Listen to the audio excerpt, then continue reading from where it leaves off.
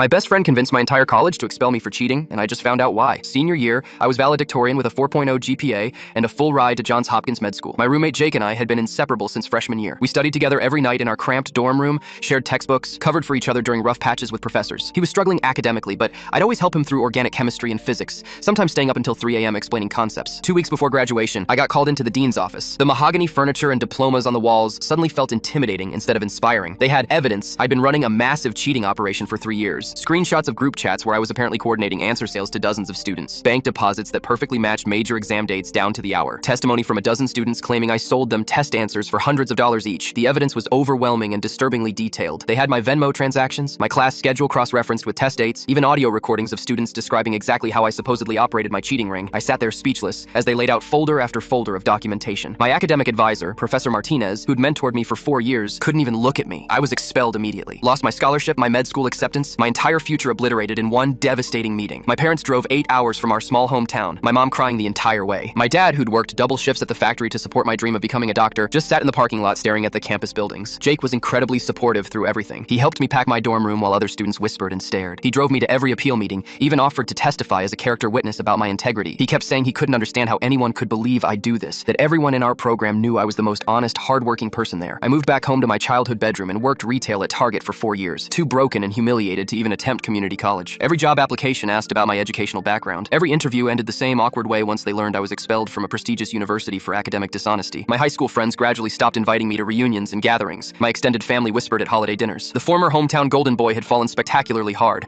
Last month, Jake drunk called me at 2 a.m. from what sounded like a crowded bar. He'd never contacted me since graduation. Started rambling about his surgical residency stress, his upcoming wedding to Sarah, then suddenly broke down crying. He kept saying he felt so guilty, that he never meant for it to go so far, that he was sorry for what happened to me back in college. Through his slurred, emotional confession, the devastating truth came out piece by piece. He'd been selling test answers since sophomore year to pay for a severe gambling addiction that had spiraled out of control. When the administration started investigating unusual grade patterns in our classes, he panicked completely. He systematically framed me using fake screenshots, doctored bank statements, and bribing desperate, failing students with free answers to testify against me in official hearings. He picked me because I was his roommate, had constant access to my laptop, knew all my passwords, could manipulate my accounts, and create elaborate false digital trails over months. The brilliant part? He used my perfect GPA and academic reputation as proof that I was smart and organized enough to mastermind such a sophisticated cheating operation. Who else could have coordinated something so complex? While I was working retail and living with crushing shame, he graduated summa cum laude using my study guides and detailed notes for every class. He's now Dr. Jake Wilson, successful pediatric surgeon at Children's Hospital, married to Sarah, my ex-girlfriend from sophomore year who dumped me immediately after the expulsion scandal. But here's what he doesn't know about that drunken confession. I'd answered the phone on speaker while sitting in my car, and my dash cam had been recording our entire 40-minute conversation. His medical license review board meeting is scheduled for next week. I wonder if they'll find my crystal clear audio recording interesting.